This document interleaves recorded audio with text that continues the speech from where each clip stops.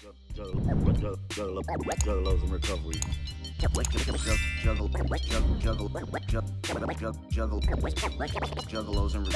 Juggalos in recovery.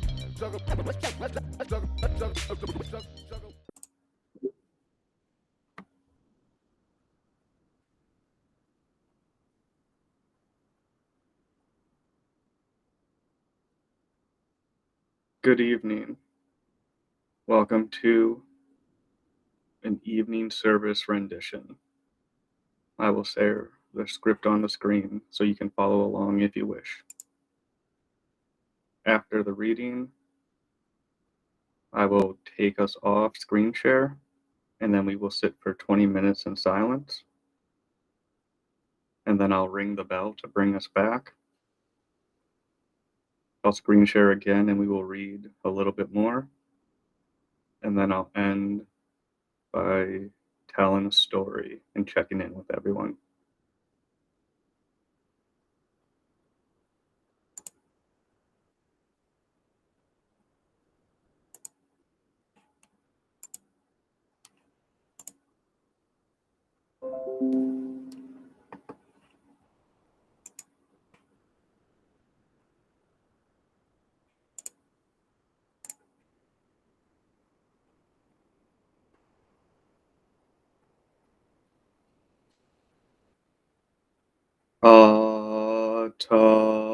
Deepa, you are this light, pure selfless awareness.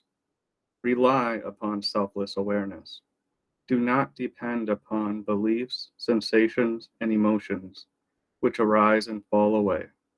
Meditative awareness, clear intention, acting wisely, compassionately, and skillfully are this practice. Rely upon this only. Rely upon this ceaselessly. I am this light, pure selfless awareness. I rely upon selfless awareness.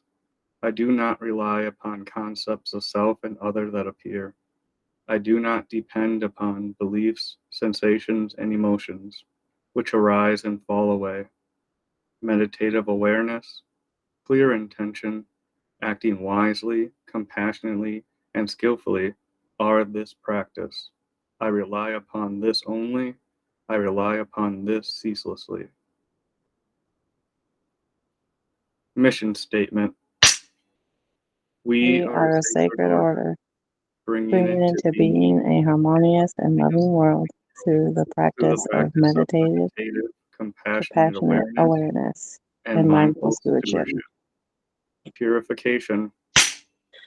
All of the deliberate behaviors ever manifested by me because of my beginningless grief, anger, and ignorance, born of my body, speech, and mind, through meditation and action, I now confess and purify. 3 refugees. I take refuge in the absolute purity of this awakened mind. I take refuge in this practice of pure selfless awareness, wisdom, compassion, and skillful means. I take refuge in this awakening community and our realization in the truth of the interconnection, interpenetration, and interdependency of all sentient and insentient beings everywhere.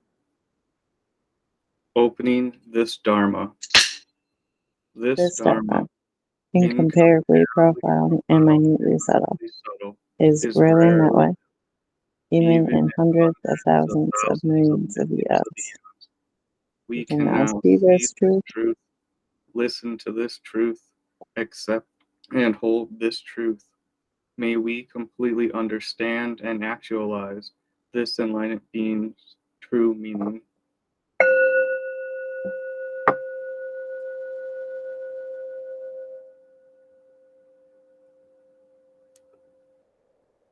Awakened One's Vow. When I, a bodhisattva of no rank, look through awakened eyes at the real form of this universe, all that appears is the never-ending, never-failing, manifestation of the mysterious unfolding of truth. In any event, in any moment, and in any place, none can be other than the marvelous revelation of the interplay of this glorious light. This realization has been the transformational moment, causing all of our masters and mentors, patriarchs and matriarchs, to experience true freedom and joy beyond comprehension, and to then extend tender care with a worshiping heart to all beings, beasts and birds, trees and flowers, even rocks and waters. This realization teaches us, reveals to us, that our daily food and drink, clothes and protections of life are the very warm flesh and blood, the merciful incarnation of this ever present living divine mystery. Who then can be ungrateful or disrespectful, even to senseless things, as well as to human beings? Even though some may appear to be fools or so called enemies, we will remember to be warm and compassionate toward them. If by chance they should turn against us, abuse and persecute us, we will remember our fearless heart, our path of wisdom, compassion, nonviolence, and skillful means. Before we react, we will consider deeply our personal and collective karma that brought these conditions and circumstances upon ourselves. Then, with each moment's arising flash of our normal feelings and thoughts, we will simultaneously recognize within us a field of pure awareness, wisdom, compassion, and skillful means. All of our minds will now reveal a true awakened one, a Christ, a Buddha, a Tara, compassionately aware and ready, fearless and wise, acting skillfully and appropriately. Then, all of our combined actions will create a new world, a world of love and caring, defended and ordered. May we awaken and recognize this mind throughout the whole universe, so that we and all beings together may experience maturity and awakened mind wisdom.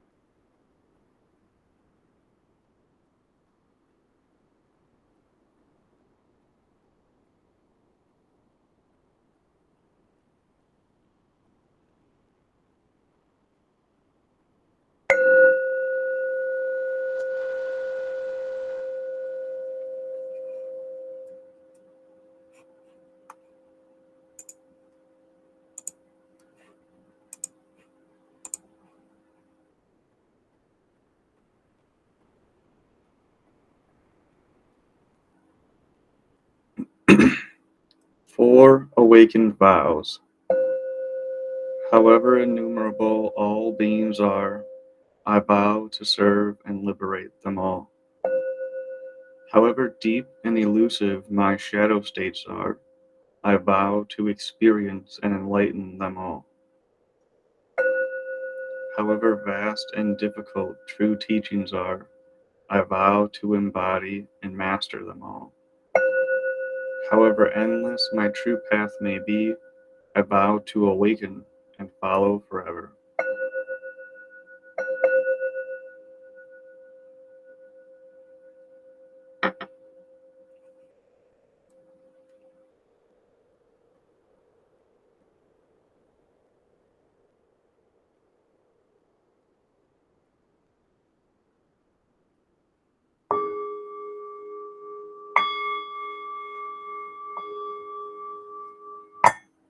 Song of Zazen. Sentient beings are from the very beginning Buddhas. It is like ice and water. Apart from water, no ice can exist. Outside sentient beings, where do we find the Buddhas? Not knowing how near the truth is, we seek it far away. What a pity. We are like a person who, in the midst of water, cries and thirsts so imploringly. We are like the child of a rich house who has wandered away among the poor. The cause of our circling through the 6 worlds is that we are on the dark paths of ignorance, going astray further and further in the darkness. When are we able to be free from birth and death? As for Zazen practice of the Mahayana, it is beyond all our praise. The virtues of perfection, such as charity, morality, and the invocation of the Buddha's name, confession and ascetic discipline, and many other good deeds of merit, all of these return to this. Even those who have practiced meditation for just one sitting will see all their twisted karma erased. Nowhere will they find twisted paths, but the Pure Land will be near at hand. With a reverent heart, if we listen to this truth even once, and praise it and gladly embrace it, we will surely be blessed most infinitely. If we concentrate within and testify to the truth that self-nature is no nature, we have really gone beyond vain words. The gate of the oneness of cause and effect is open. The path of non-duality and true clarity runs straight ahead. To regard the form of no form as form, whether going or returning, we cannot be any place else. To regard the thought of no thought as thought, whether singing or dancing, we are the voice of the Dharma. How boundless the clear sky is Samadhi, how transparent the perfect moonlight of the fourfold wisdom. At this moment, what more need we seek? As the truth eternally reveals itself, this very place is the lotus paradise. This very body is the Buddha.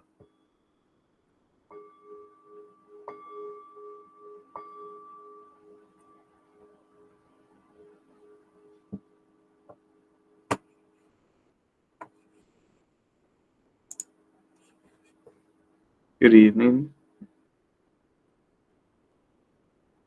Hello. I would like to talk about this bodhisattva that we've mentioned a couple times. A bodhisattva is, or translates to, an awakened one. And there's many other different kinds throughout time and space, but the general idea of a bodhisattva is they won't leave this plane of existence. They choose to keep being reborn in this plane over and over again until they have liberated all beings from delusion, hatred, ignorance, greed. And then, like a captain, they are the last ones to get off, making sure that everyone else is off first.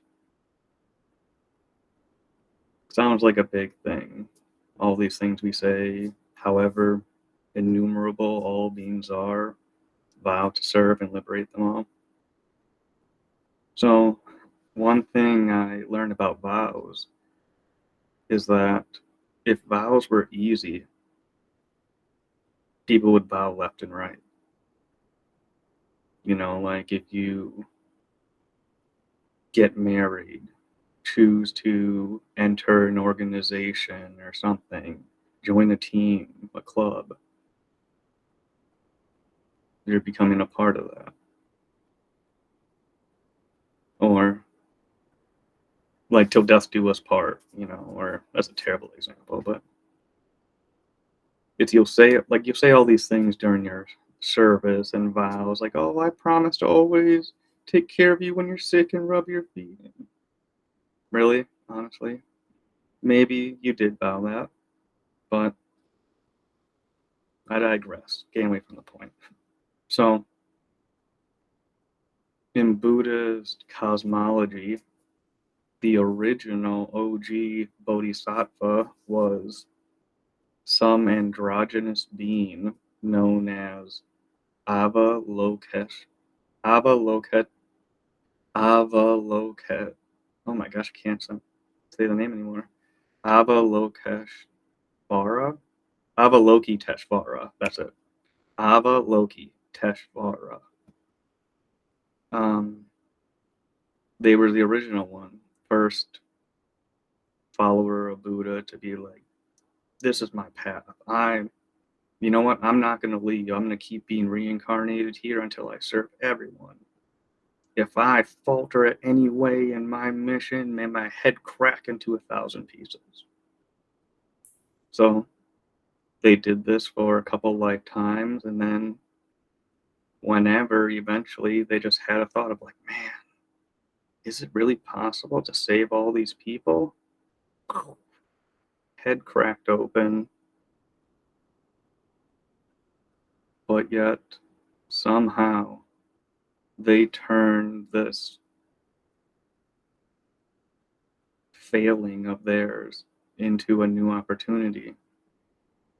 Whoever they made their pledge to, that made my head crack into 1,000 pieces, they appeared and made it happen. So I guess in that moment they realized their mistake, and please allow me to continue serving. Allow every piece to have its own face so I can look in every direction and see everyone at all times. And then they get hands or eyes in the center of their hands. And so despite failing, this being still didn't give up on their quest, their mission. They needed a little assistance, but they still continued on. Who knows whatever happened at the end of that story, but legend or part of the story goes that each of the 1,000 pieces that cracked from their head formed its own face, mimicking the wide array of facial expressions and emotions that human beings can go through. And in the paintings and everything, they're all colorful and beautiful and amazing, except one. There is one that is dark and red, scary and demon-like. So this enlightened being who failed still continued on, still is represented by something of vileness, malice. And to me, in my own personal opinion, to me that points that anger and those things that we don't necessarily want or try to avoid, or that didn't happen. Just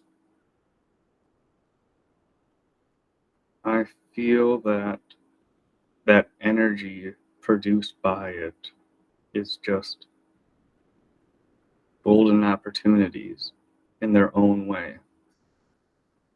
I mean, how many times have you Has anyone had to lay down the line, like set someone straight, be like, listen here, man, you're not gay. You know, not incredibly violent anger, maybe, I don't know. But still, for a moment, there was anger. Or an example widely used is a child walking out into a street. Their parent quickly grabs them back with all their might and says, what are you doing? Why would you? They may seem angry. They probably are angry. But anger can be intense clarity of the situation. Something that needs to be done. Just, yes, this is what I am going to be doing. This is what I will be doing. So, to wrap all this spiel up, in the light of the new year and resolutions being made, I wanted to share this story of this enlightened being who fucked up, got some help, and kept on going. And I just want to offer that whatever your resolutions may be, if you falter or fail, did you really fail? Or is this just a new opportunity, a new level, if you will? You leveled up, here's something different. I don't know.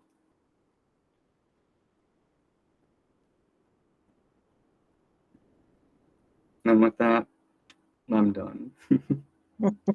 I'll now open the floor to anyone, share their experience, whatever you feel like.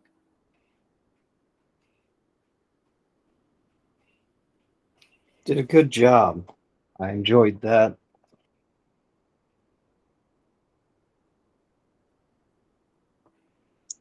I like the part about failing and getting help, enabling to carry on. Sometimes I don't always ask for help. So it's nice to know that, you can ask for help and still be able to carry on.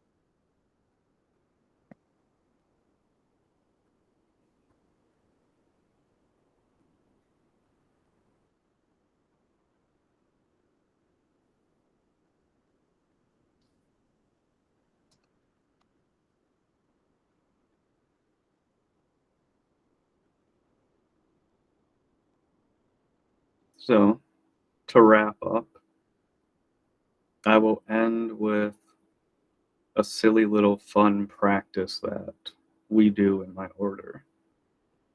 It's called sacred laughter. I might have mentioned it a little bit before.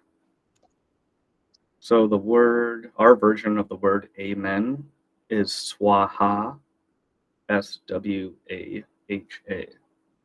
It means yes, well said, here, I believe, right on, whoop whoop, that sort of thing. So the way how it works is you just throw your arms back behind you and swaha! And then you just do that enough, even if you're just forcing the laughter. And then eventually, in my experience, it's just so fucking silly that I just can't help but smile and laugh and just authentically just kind of swaha.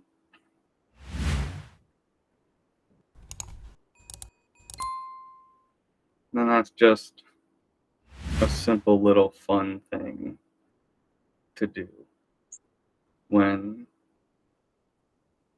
you just need a little something. If you just feel like smiling when you don't want to, sometimes that helps.